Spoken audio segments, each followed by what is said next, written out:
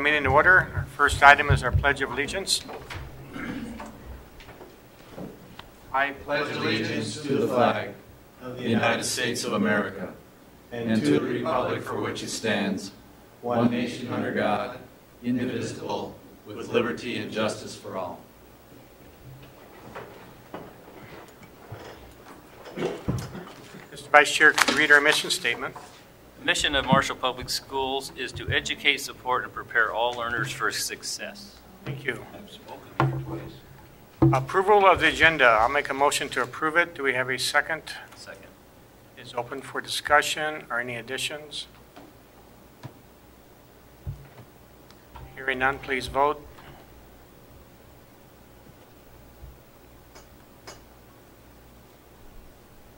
It is approved. Public forum. Now is the time. If anybody's in the public that'd like to approach the board, this is your time.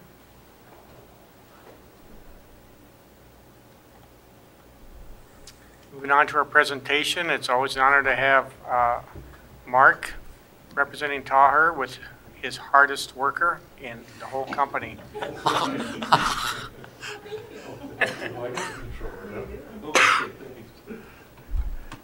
Welcome.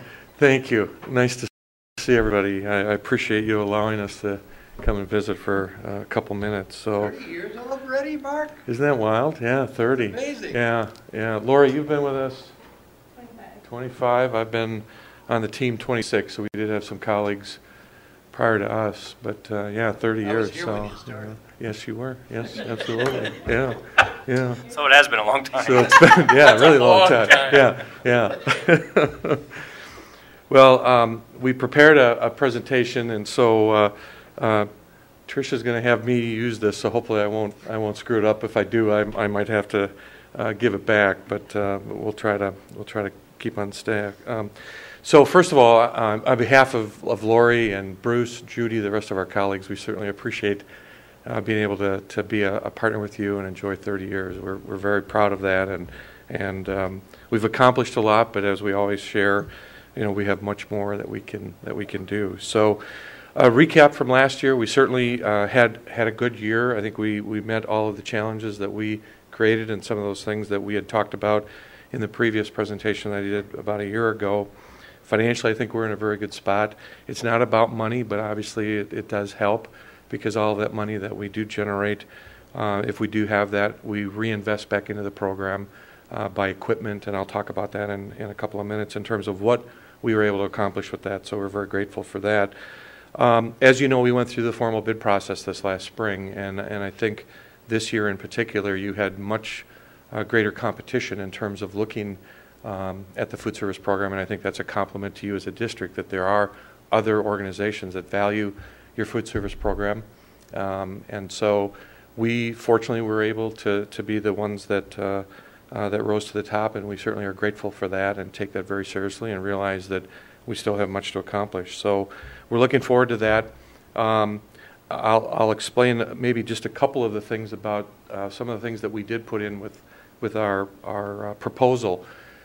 In addition to all of the stuff that we talk about, which is the first and foremost is providing a solid, nutritious, economical meal for each of the students on a daily basis, and that's breakfast and lunch. Sometimes we have snack programs. I'll talk about that in a minute. We now have Second Chance breakfast, and we have a couple other things as well. But that's really the core purpose. We are a scratched cooking program. We do have complex recipes. We still buy raw ingredients, and we put them together, and so we're not just heating food out of a can or a bag or something like that. The fruit and vegetable bars are still very popular, and if you go in all the buildings, you'll see that today, particularly at the middle school. I think watermelon was extremely popular, because I think every student that walked by had 2 or 3 slices of watermelon on their plate, so that was kind of fun to watch. We did propose a couple things, and I know one of them is doing something with coffee at the high school. And I know people start to arc their back about why would we bring caffeine into a learning environment. We got rid of the pop, or we got rid of the caffeine soda. Why would we do that? Well, it is acceptable, and kids bring it in. That doesn't mean we should have it just because they bring it in, but it is something that we can look at. The equipment is on order. It is not here yet. We haven't started it. And so we're gonna look at that. There is a spot in the high school servery that we've denoted that has water, electrical, and so on. And we'll also look at maybe opening it up after school. So we're looking at maybe some possibilities to do something like have the food service program open 30 minutes, after the end of school. So we'll talk about that.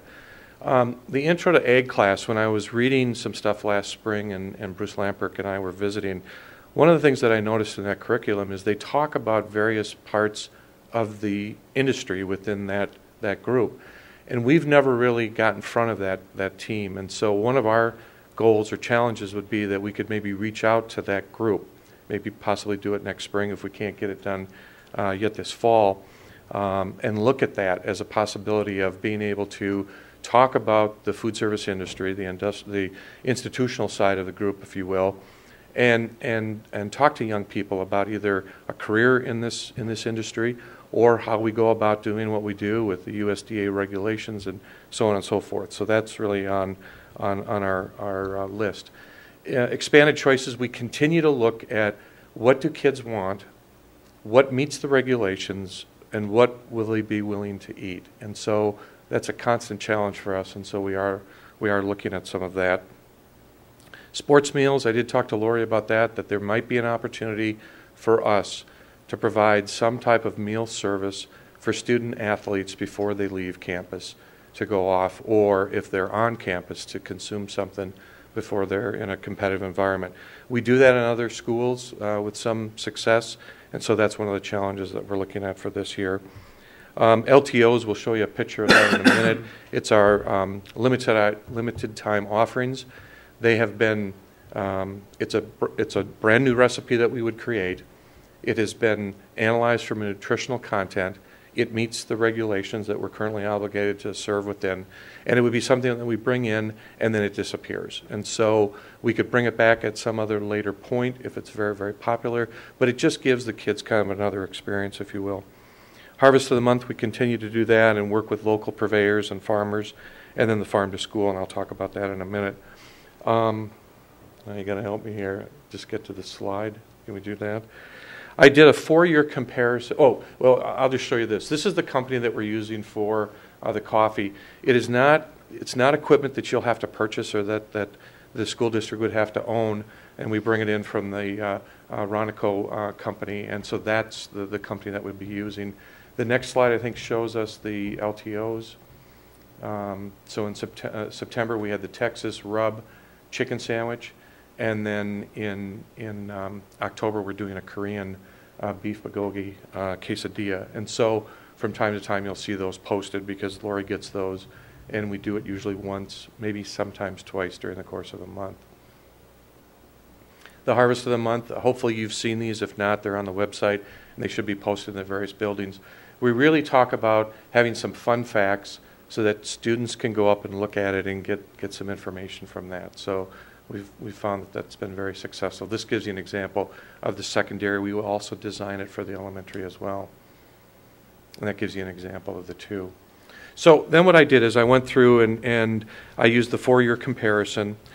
What I did this year is I took a little bit of a larger cut, if you will, and just gave you some of the broad. So if you look at all the breakfasts, not just having a line for paid, having a line for free, and having a line for reduced, we did it in its totality. So if you look, Second Chance Breakfast, which obviously started last year, has had a significant impact. And you can tell since the year 2013, there has been a steady rise of breakfast meals, which I think is really important. Now, I know that I have to be somewhat careful because sometimes the Second Chance Breakfast opportunity in the various buildings that we operate in, and I'll show you that in a minute, does obviously take the cooperation of everyone in those individual buildings. And certainly curriculum and class time is extremely important. So sometimes those kind of work in tandem and sometimes they kind of bump. So, but you can see, from a low of 218 breakfasts back in 2013 to a high of 478. So it's helping, kids like it, and so I think we're off to a good start in that.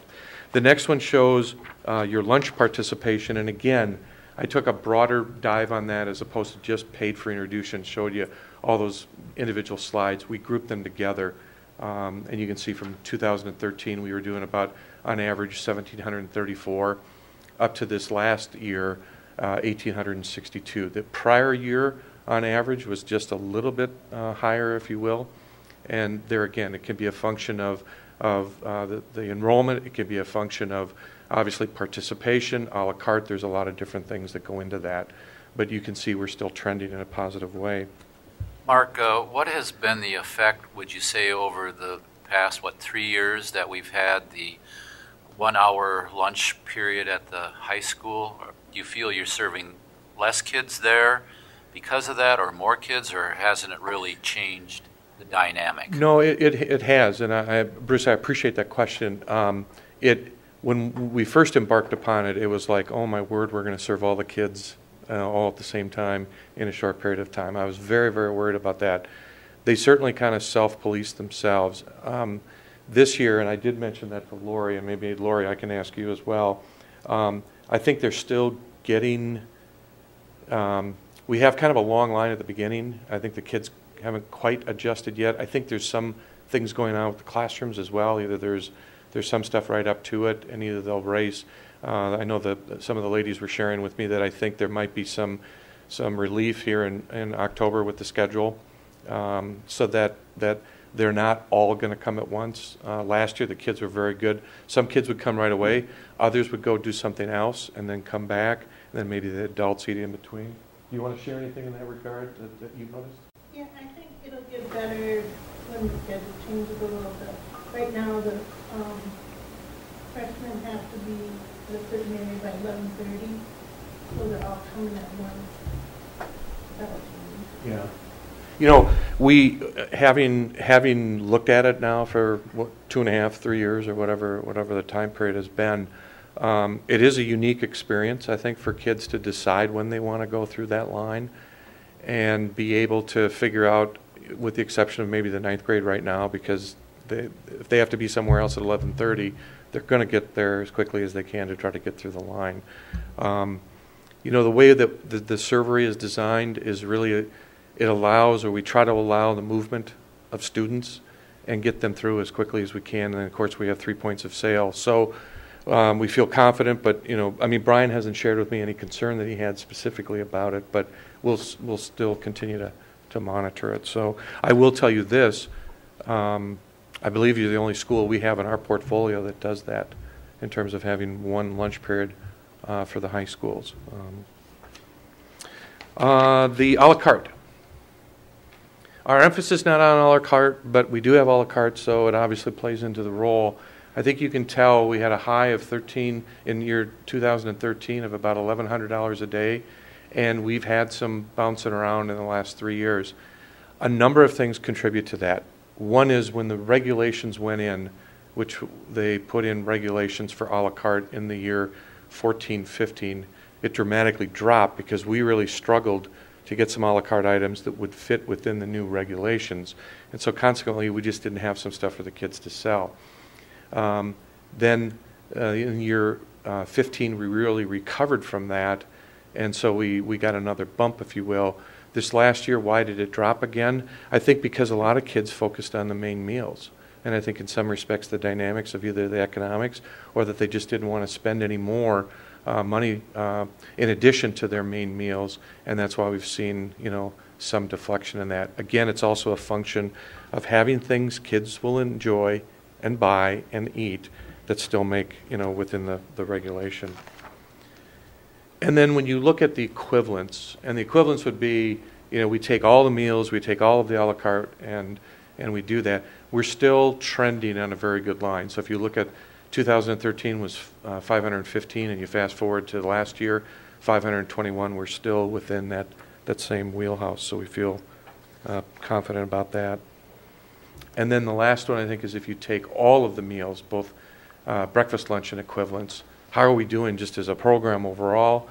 We're just under 20, or just over 2,900, and so again, that trend line has been holding fairly well. Summer feeding program.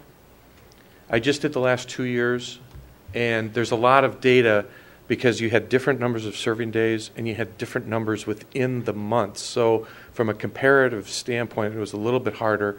So I chose just to do how many meals or how many days did we have in the summer program, and then do it on average, and that's how I did it. You can see up in the top right that there was, I gave you some exact on what we did for breakfast and in both.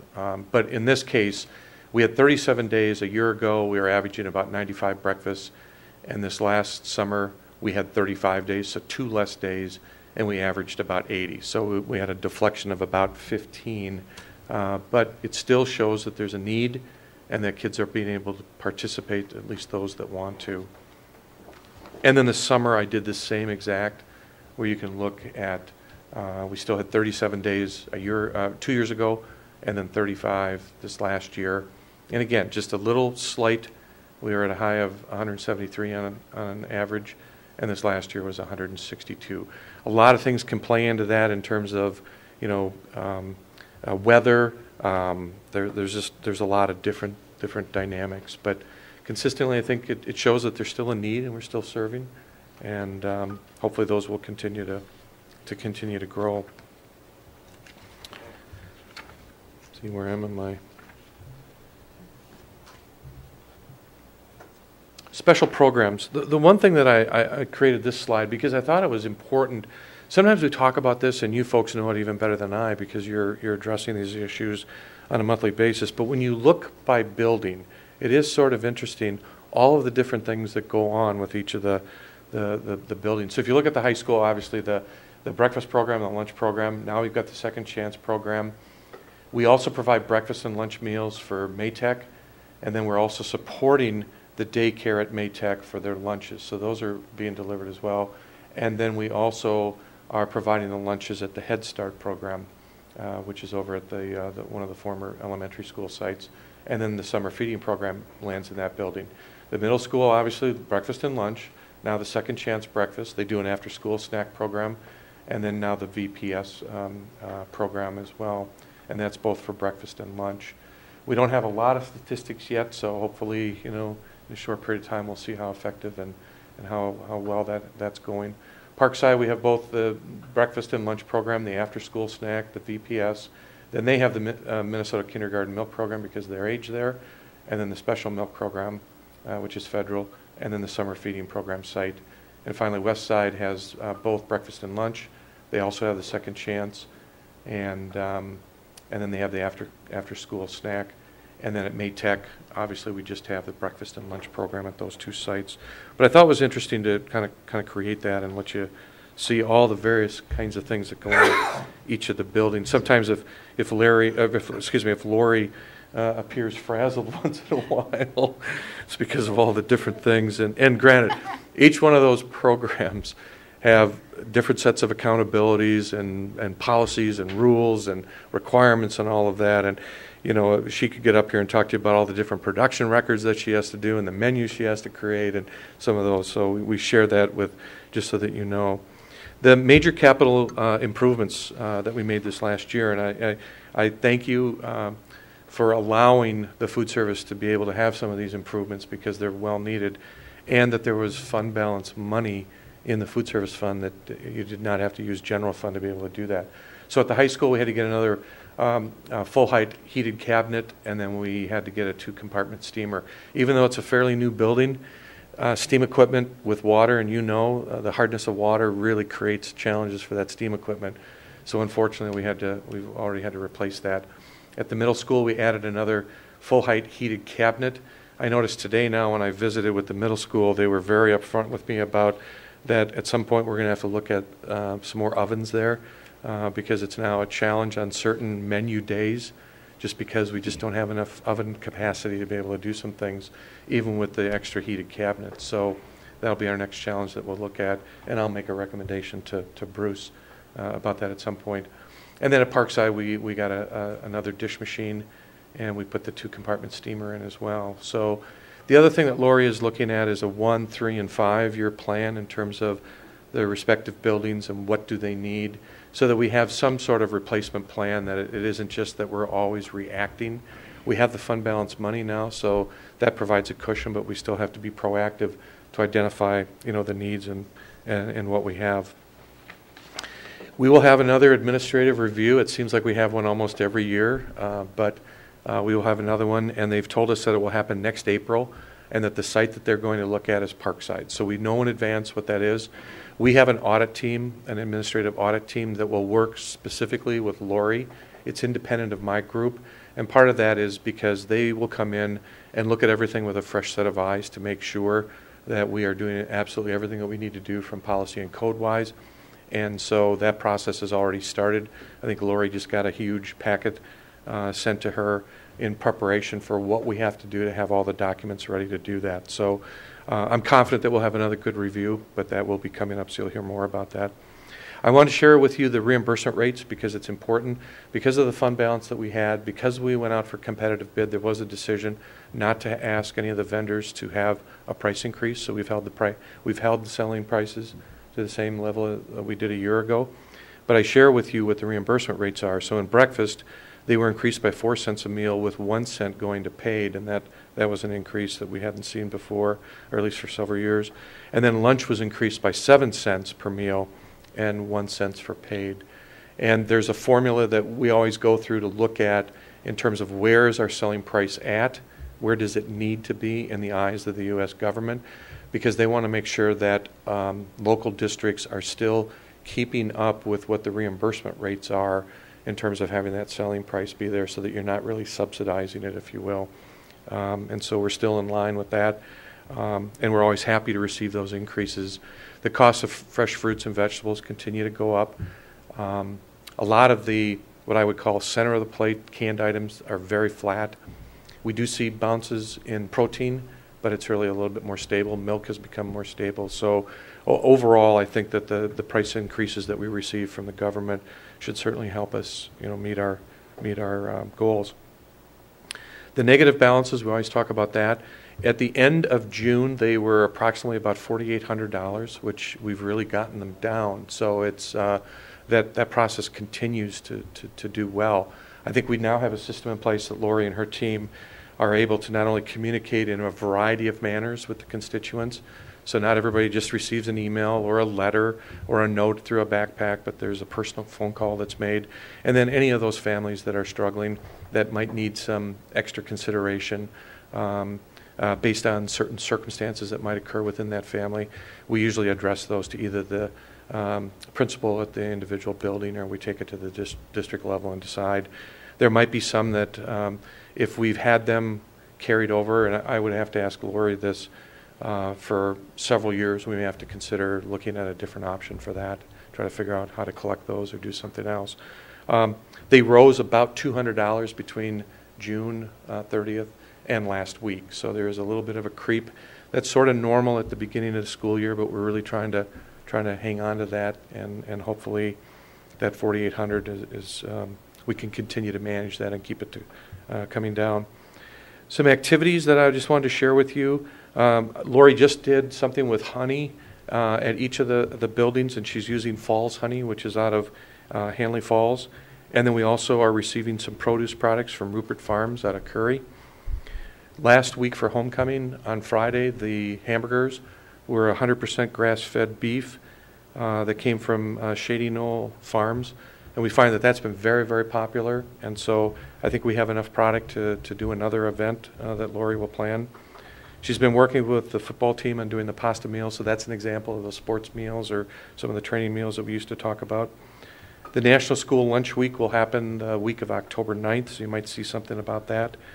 And then you were able to receive a grant for the Play 60, and we're hoping that that event to acknowledge that grant will happen on October 25th. We still are working.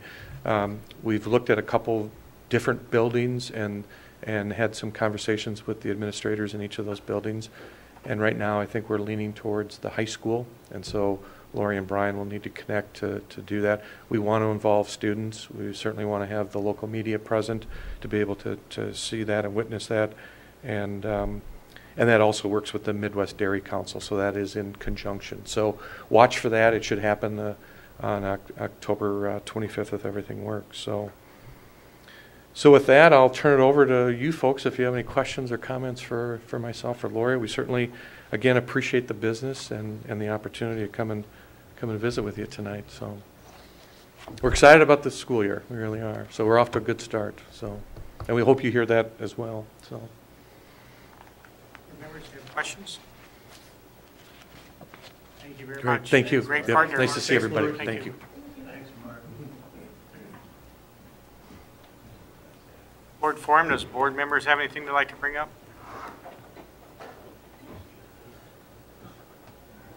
Okay.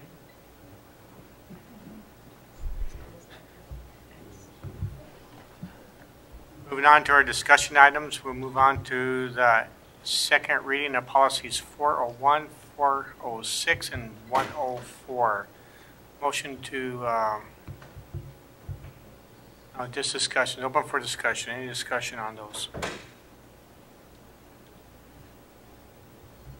We did make a change, an update on, let's see, background check.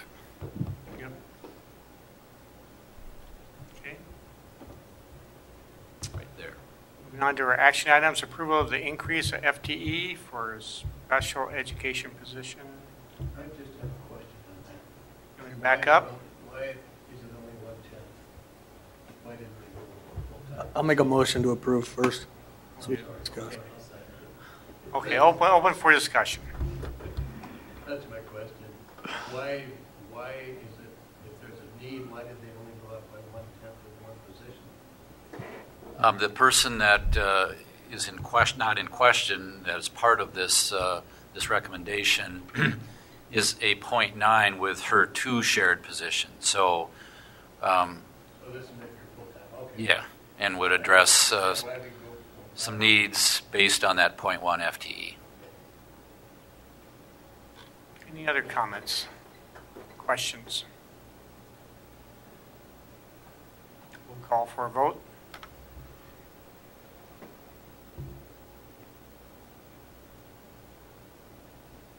It is approved. Third reading of policy 620. Any comments, any questions? See, it's an action, so I'll make a motion. Okay.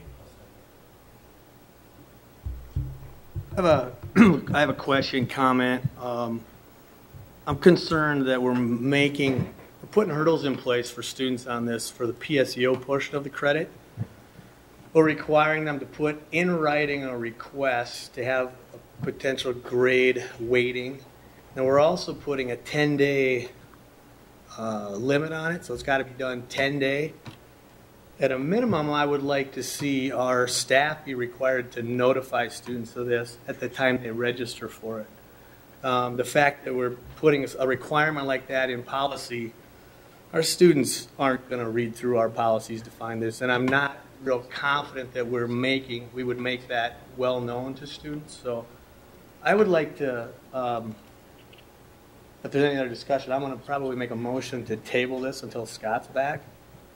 Because I just have some more concerns about this, because I see that it's changed. It went from 5 days to 10 now. So I'd like to get his response. And I'll withhold that motion until if there's any other discussion. Any other discussion? Okay, I guess I would have a question on if it's effective immediately, what happens to the kids that have already started this semester? Is there something in there? Because maybe we already passed the 10 days. Okay. Any other discussion? So we have a motion to table this for more discussion, and do we have a second? I'll second it. Okay, any discussion on that? Well, I think, it needs to be student-centered, and the kids are aware of our policies. So somehow we need to, those kids who are participating in that need to be informed by our staff. And we need to do what's in the best interest of the student. Yep, I agree. So all those, I can't do this on the computer. So 1 second, we have a technical difficulty.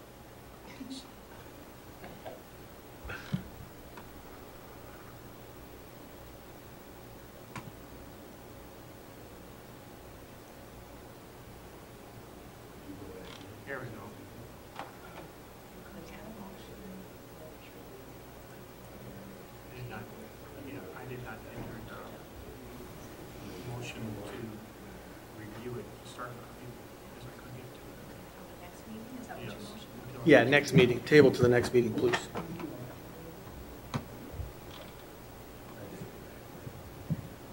Bill, make the motion and that's Yes. Okay, very good.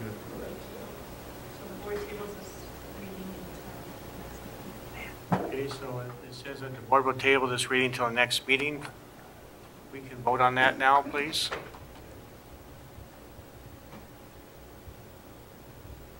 There we go. So it's tabled. Anything else for the good of the cause?